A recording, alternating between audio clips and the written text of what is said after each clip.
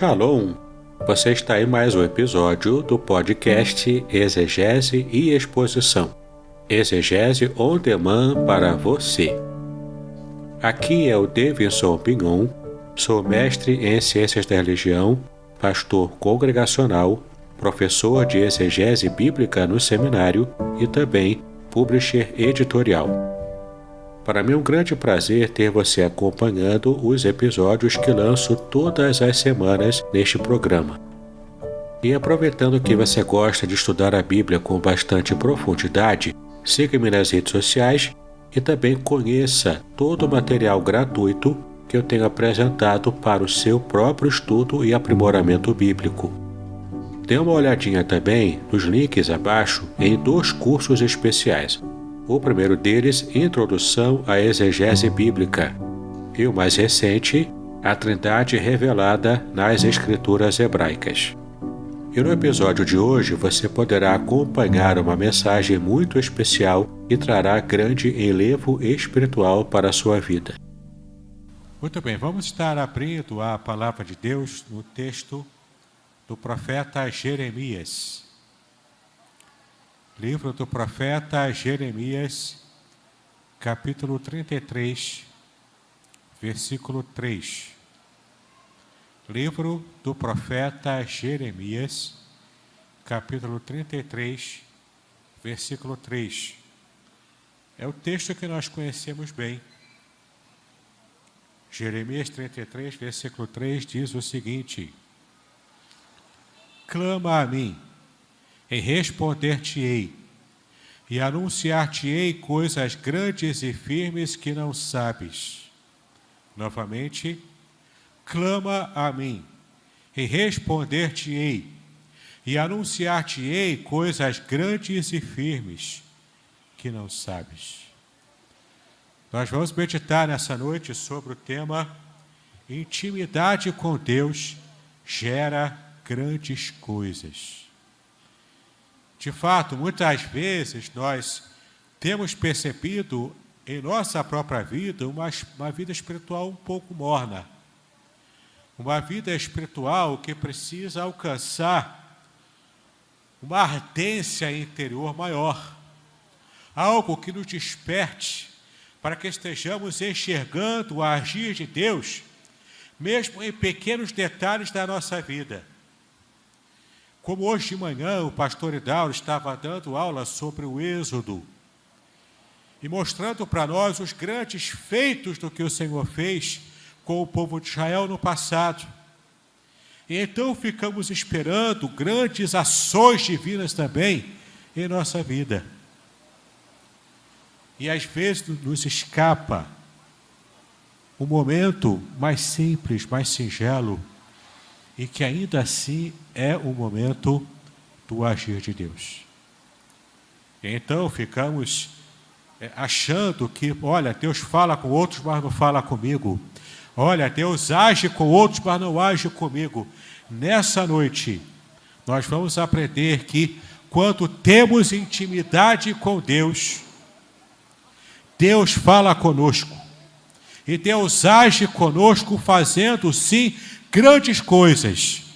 E a gente precisa estar simplesmente atento para perceber o agir de Deus, que pode começar pequeno, pode começar com uma pequena fagulha, mas ele vai aumentando, vai crescendo, vai se multiplicando, e Deus faz então desse agir em nossa vida uma grande bênção para muitas vidas, para muitas pessoas. E esse texto aqui, ele tem um contexto, é claro, tem um contexto histórico muito claro, muito direto. E não era um contexto de facilidade. Não era um contexto em que tudo estava controlado no seu ambiente. Não. Muitas vezes Deus usa o caos que é instalado na nossa vida para poder fazer o seu milagre. Para fazer o milagre que nós muitas vezes nem mesmo esperamos. Esse contexto em que o profeta Jeremias estava inserido era um contexto de cativeiro na Babilônia. O reino do sul de Israel, o reino chamado Judá, estava prestes a ser tomado como um povo cativo do grande imperador e conquistador do mundo antigo chamado Nabucodonosor. Para quem conhece um pouco da história antiga, Nabucodonosor era um Napoleão, era o Alexandre o Grande da época antiga. Era um grande conquistador, homem que andava com o seu exército, ia alcançando os países, ia tomando os países para si próprio e ampliando o seu império, ampliando o império neobabilônico. Isso aconteceu em 590 a.C. E lá estava então Nabucodonosor ampliando o seu império e chegando a Jerusalém, chegando àquele lugar especial que Deus havia separado como lugar onde ele receberia adoração. O local onde estava ali funcionando ainda o templo do Senhor. Sacrifícios eram oferecidos ao Senhor. Era o local que Deus separou para ser adorado. E o povo de Deus adorava a Deus naquele local. Mas com grande tristeza, além de adorarem a Deus, também adoravam a Baal. Também adoravam a Astarote, também adoravam a Asherá, a tantos outros deuses, a Moloque, um dos piores que a gente conhece na história. Moloque, um deus pagão que exigia sacrifícios de crianças. E o povo estava ali nesse sincretismo, misturando deuses,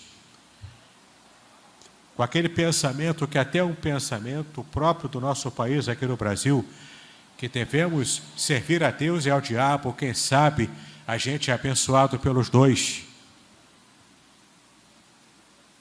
Mas isso estava entristecendo o coração de Deus.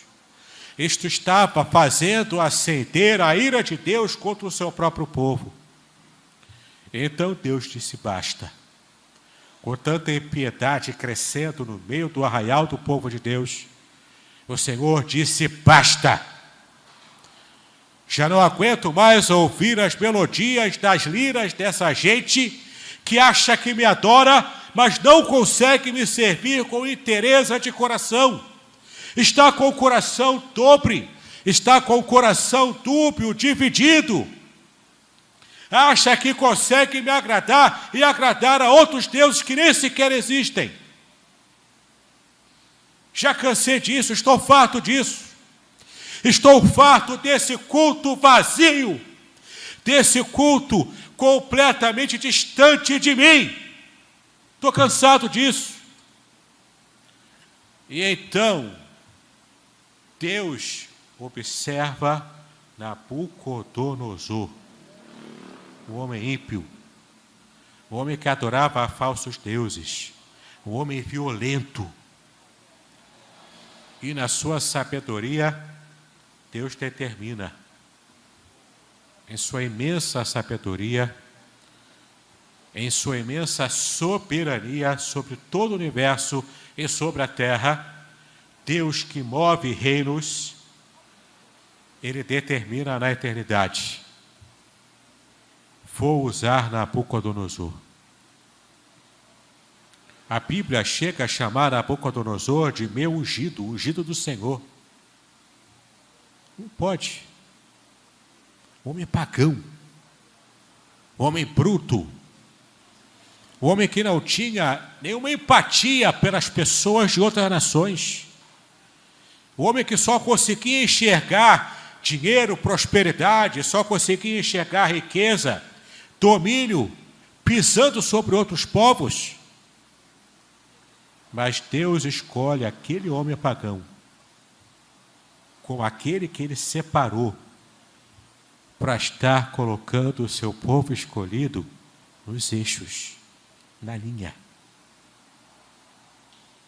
Meu querido, minha querida, quantas vezes a gente percebe que a nossa religiosidade, às vezes vazia de Deus, afastada do próprio Deus, de um relacionamento próximo com Ele, de uma intimidade com o Senhor, quantas vezes essa nossa religiosidade vazia nos cria uma ilusão de que estamos agradando a Deus com esse estilo de vida vazio que temos. Esse mesmo engano estava dominando o coração de Saulo antes de sua conversão a Cristo. Ele era judeu dos judeus, segundo sua própria palavra. Segundo a sua autodefinição, Paulo dizia: eu era judeu dos judeus. Ele perseguia cristãos, ele matava cristãos a fio de espada. E ele contava que com esse ato, ele estava agradando o coração de Deus, do Deus dos judeus. Dominado pela religiosidade cínica de alguém que só porque cumpria compromissos e status sociais e espirituais dentro de um templo, como se ele estivesse próximo de Deus por causa disso. Então Deus fala para o profeta: eu estou corrigindo o meu povo através desse ato de levar o meu povo para o cativeiro. Meu irmão, minha irmã, não brinque com o agir de Deus. Não brinque com o agir de Deus. Deus é coisa séria. Deus trata conosco de modo sério. Não adianta a gente tentar tapar sol com peneira, botar a nossa roupa bonitinha, o nosso perfume cheirosinho, vir para a igreja e todo mundo pensar: não, aquele homem é crente, aquele homem é pastor, aquela mulher é uma serva de Deus. Mas se o coração está adorando a outros deuses, se o coração está adorando a moda, se o coração está adorando as futilidades da vida, se o seu coração está dividido, colocando no mesmo patamar de igualdade a adoração a Deus ou assistir a um filme de Netflix no fim de semana, se para você isso tem o mesmo valor, isso pode ser considerado um ato de idolatria. E a idolatria, ela afasta o homem da proximidade de Deus. Quantas vezes nós nos vemos presos a paixões que não são paixões e afeições espirituais? Quantas vezes nós escolhemos, por exemplo, um lado na política e adoramos esse lado na política e colocamos esse lado na política acima do próprio Deus? Isso é idolatria, meu irmão. Isso é idolatria. Quantas vezes colocamos na frente daquilo que o Senhor tem falado conosco, às vezes até mesmo a nossa própria família, o nosso conforto, o nosso próprio bem-estar, o nosso emprego. Nada pode ocupar o lugar de Deus na nossa vida. Nada pode ocupar. Porque Deus puniu o seu povo Israel no passado por causa da idolatria. E por que Deus foi sábio fazendo isso? Levando o povo para ficar 70 anos no cativeiro. Depois que Israel voltou do cativeiro da Babilônia, o remanescente fiel, que foi preservado pelo próprio Deus, voltando para a terra prometida, voltando para Canaã, nunca mais o povo de Israel pensou em idolatria. Ele foi curado. Aquele germe da idolatria foi completamente arrancado do seu coração. Se você for hoje lá para Israel, especialmente nos povos, naqueles bairros específicos, que são bairros de judeus ultra-ortodoxos, praticantes, experimentem para lá e falar de outro Deus que não seja o Deus de Israel. Eles foram completamente curados da idolatria. Os problemas de Israel hoje são outros. E Deus está tratando com cada um deles. Mas o nosso foco aqui é aquilo que Deus falou para o profeta. Ele fala para o profeta antes que o cativeiro acontecesse. Jeremias era o profeta que atuou em Judá, em Jerusalém.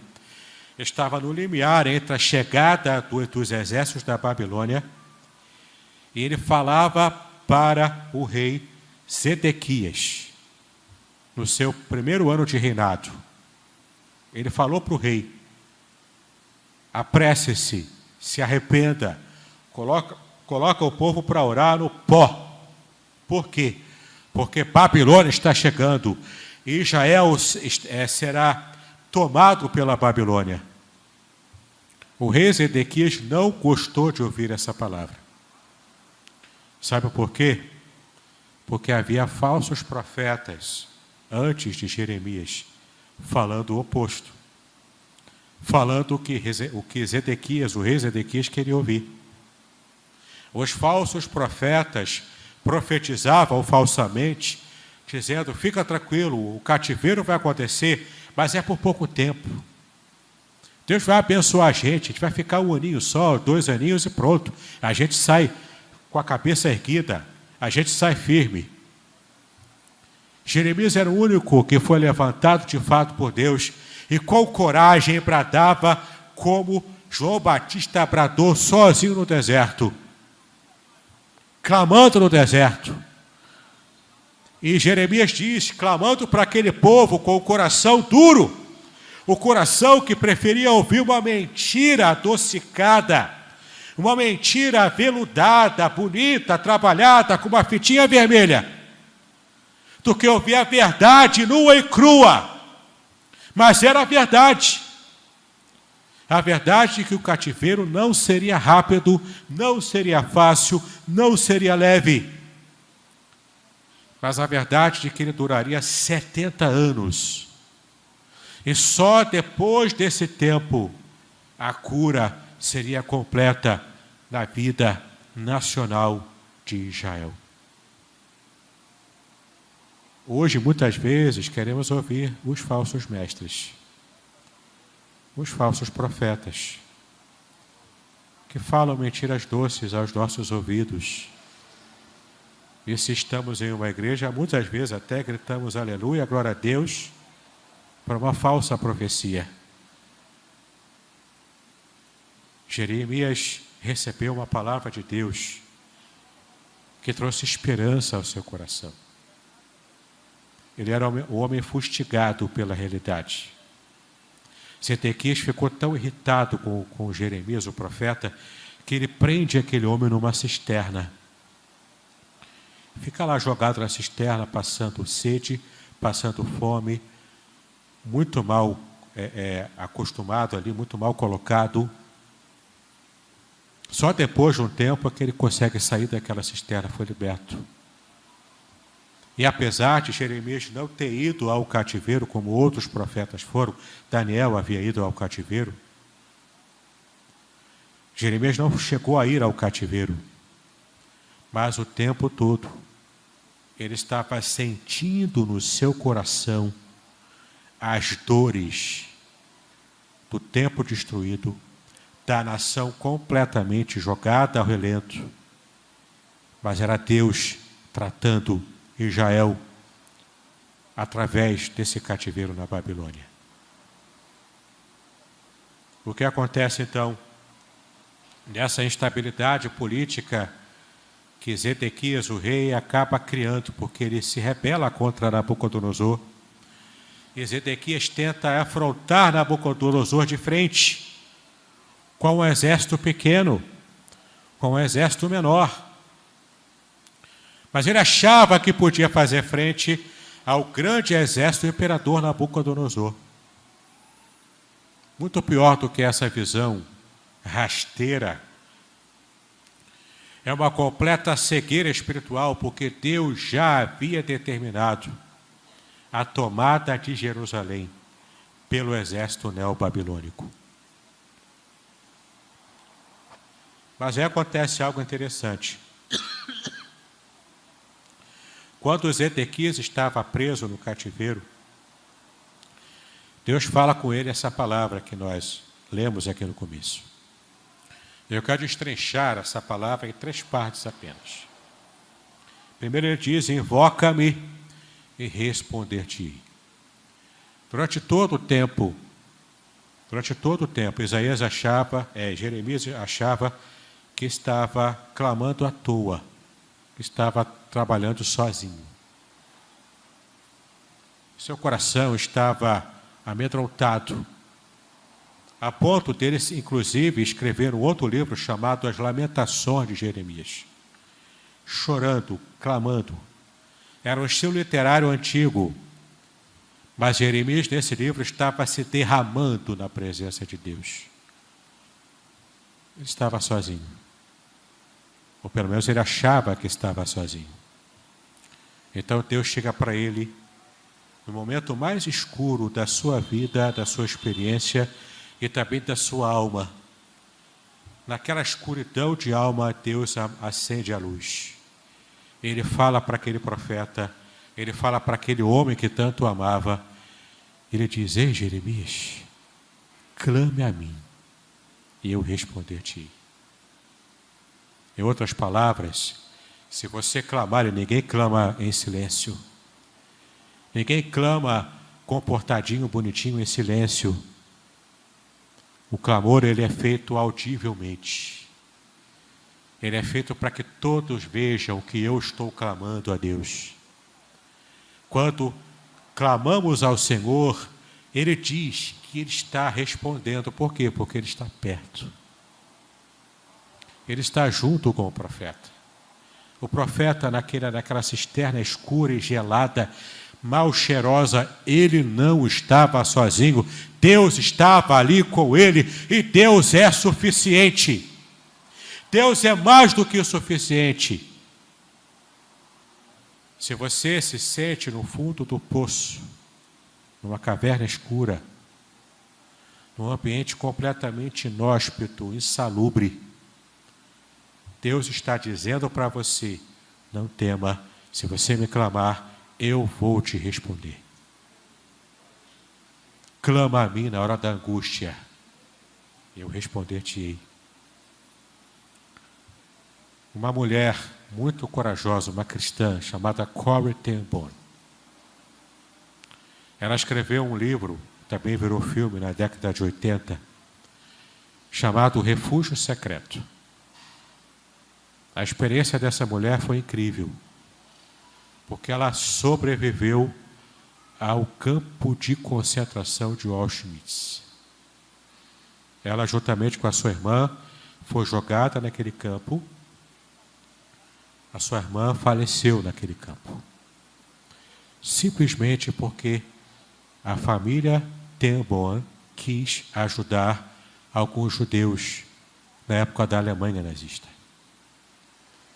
E eles então fizeram um refúgio secreto, uma parede falsa, onde alguns judeus que tentassem encontrar guarita ali para poder sobreviver ao Holocausto, eles foram colocando aqueles judeus naquela parede falsa, num espaço muito pequeno, muito apertado, e tentavam ficar ali durante o tempo em que algum soldado nazista estivesse ali perto, e quando estava com a barra limpa, eles conseguiam sair daquele abrigo e ficavam lá como se fosse um albergue.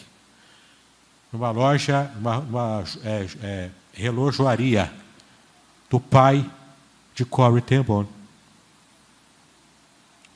Enfim, eles foram pegos pelos nazistas, os judeus conseguiram escapar, mas a família ten Boom não. Foram levados para o campo de concentração como inimigos do Terceiro Reich. A irmã de Corrie morreu lá no campo de concentração, mas ela conseguiu milagrosamente sobreviver.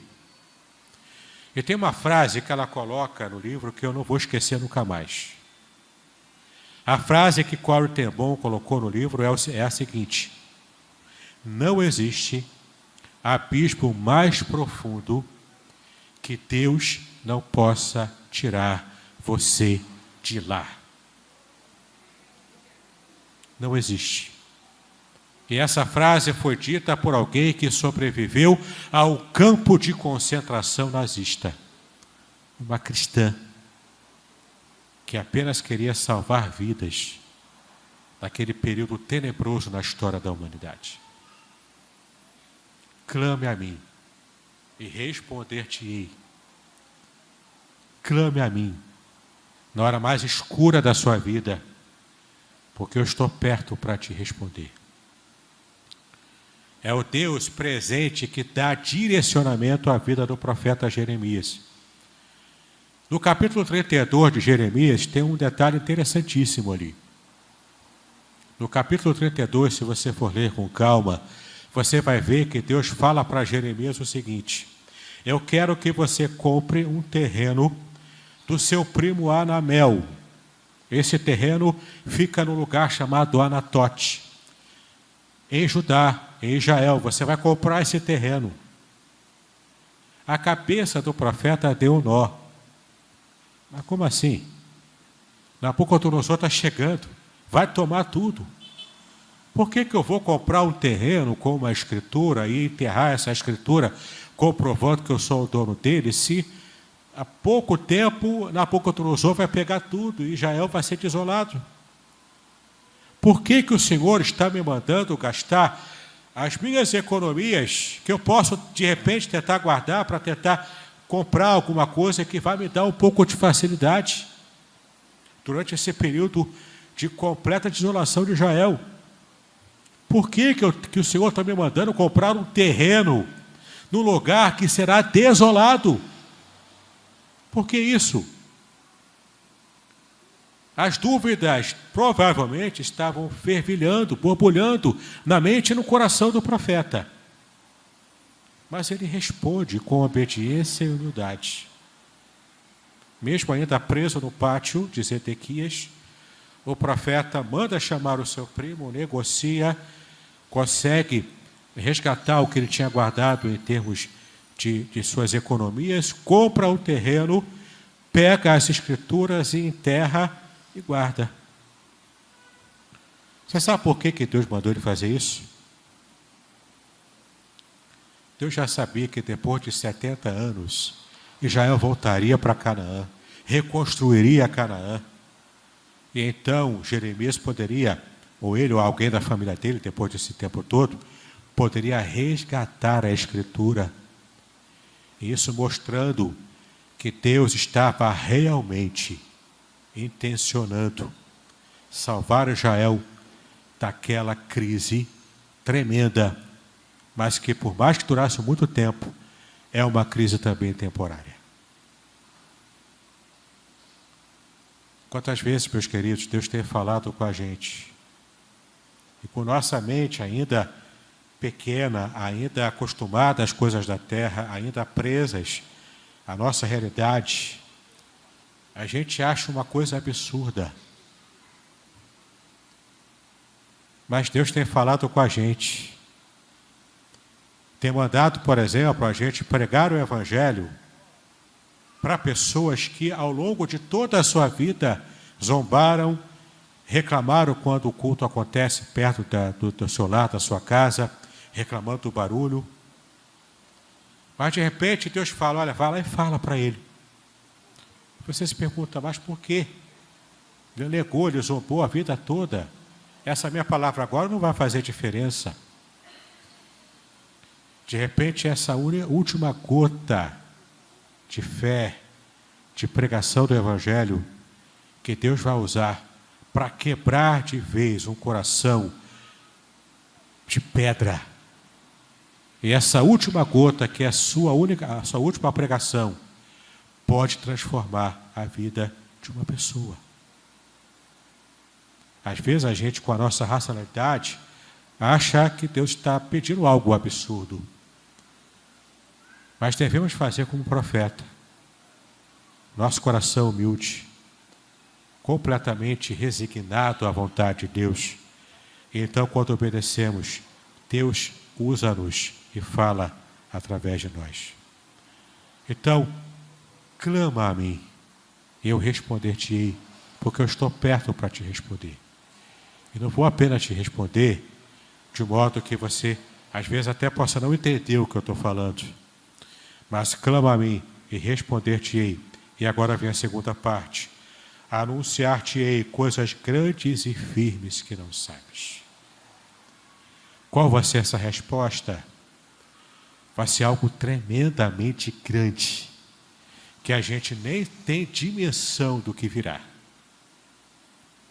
E essa era a palavra que Deus estava dando ao profeta.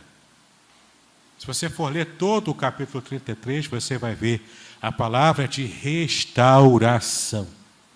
Restauração da nação, que estava jogada às pedras, que estava numa situação de escravidão por uma outra nação pagã, pior do que Israel. Mas Deus estava no controle de tudo. Não importa a sua situação, não importa o quão desesperadora seja a sua situação, Deus está no controle, Deus está com você, Ele está te respondendo, Ele está completamente interessado no seu bem-estar, na sua vitória final, na sua vida completamente restaurada. Isso glorifica o nome dEle. Isso glorifica o nome do próprio Deus. Queridos, é muito importante que a gente possa guardar essa palavra no nosso coração.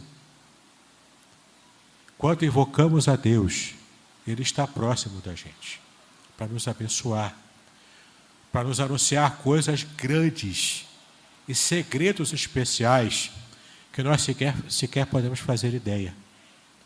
Ora, no Salmo 25, o salmista Davi diz que o segredo do Senhor são para aqueles que têm intimidade com Ele, que têm proximidade, que conhecem o Senhor. Conhecer o Senhor na hora da crise faz toda a diferença para que possamos vencê-la.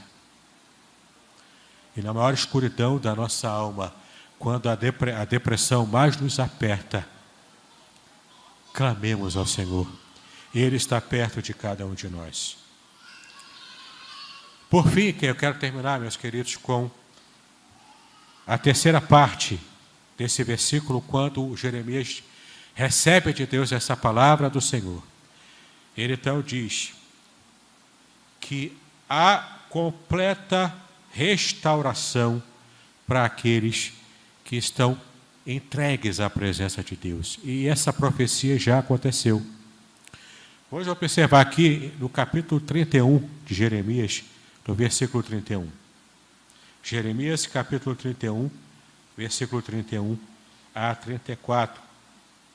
Só voltar algumas páginas aí. Jeremias, capítulo 31, de 31 a 34, que nos diz o seguinte: Eis que dias vêm, diz o Senhor, em que farei uma aliança nova com a casa de Israel e com a casa de Judá. Não conforme a aliança que fiz com os seus pais no dia em que os tomei pela mão para os tirar da terra do Egito. Porque eles invalidaram a minha aliança, apesar de eu os haver desposado, diz o Senhor. Mas esta é a aliança que farei com a casa de Israel depois daqueles dias, diz o Senhor. Porei a minha lei no seu interior e a escreverei no seu coração, e eu serei o seu Deus, eles serão o meu povo.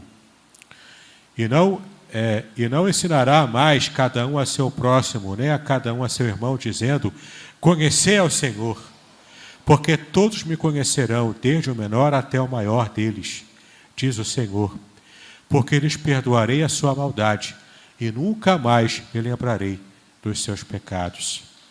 Palavra de restauração, que já foi cumprida nessa nova aliança. Sabe qual é a nova aliança? É o Novo Testamento de Cristo. É quando Cristo vem e cumpre completamente, cabalmente, todas as promessas de Deus para o seu povo.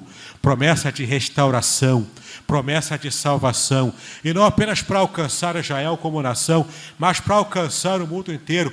E essa palavra, essa mensagem, alcançou o coração de cada um de nós. A nova aliança em Cristo, que nos garante vida eterna com Deus, nos garante vida completamente restaurada. Isso é a garantia do Senhor para nós. Essa é a bênção do Senhor para nós. E, meus queridos, nesse estágio da bênção, alcançando com a nova aliança, tanto israelenses quanto também gentios, servos de Deus. É a nova vida que o Senhor nos dá. A vida em abundância, a vida completa, a vida perfeita, vida eterna, que se espelha por toda a eternidade, que jamais acabará. Quando servirmos a Deus, grandes coisas acontecem. Quando estamos próximos de Deus, Ele faz grandes coisas na vida de cada um de nós. E agora quero desafiar você na sua experiência cristã. Você aqui na igreja conosco, você em casa pela internet, há um desafio de fé para você. O desafio é o quanto você tem sido obediente e tem buscado proximidade com Deus. O quanto você tem se afastado de uma religiosidade apenas aparente, apenas vazia, para estar de verdade se entregando com o coração aberto, total, sem dividir o seu coração com mais ninguém, mas o seu coração se entregue totalmente e completamente a Deus. Na hora do aperto, é que a gente vai perceber o valor de estarmos próximos do Senhor. Se a depressão é grande, o Senhor te levanta, o Senhor te coloca em lugares altos. Se a sua luta é constante, o Senhor está agora dizendo para você: ei, clame a mim, porque eu estou perto de você para te responder. Clame a mim e responder-te-ei. E anunciar-te-ei coisas grandes, ampliando a sua visão, e coisas ocultas que você não faz ideia. Mas que se você estiver perto de mim, você vai ter acesso a tudo isso. E isso glorifica o coração de Deus. Glorifica o nome de Deus através da nossa vida, da nossa experiência com Ele. Deus nos abençoe, meus queridos. Que essa seja a nossa nova realidade. A realidade de alguém que está visceralmente comprometido com o reino de Deus. Amém? Que este desafio seja aceito por cada um de nós, para a glória do Senhor nosso Deus. Muito bem, agora o que eu gostaria de ver é a sua participação. Entre em contato comigo, compartilhe a sua experiência comigo e quem sabe até se você enviar em formato de áudio, eu possa aproveitar a sua experiência para apresentar no próximo episódio do podcast Exegese e Exposição. Eu sou Davidson Pignon e eu ajudo pastores e líderes cristãos a fazer estudos bíblicos da igreja, sem terem problemas com interpretações erradas. Se você então está pensando em compreender a sua Bíblia com segurança, não deixe de assistir a mais episódios como este aqui. Então, assine o canal, acione o sininho, curta, comente e também compartilhe. Ajude-me a ampliar o alcance com estudos bíblicos de qualidade na internet. Que Deus abençoe os seus estudos, paz e bênçãos sobre a sua vida.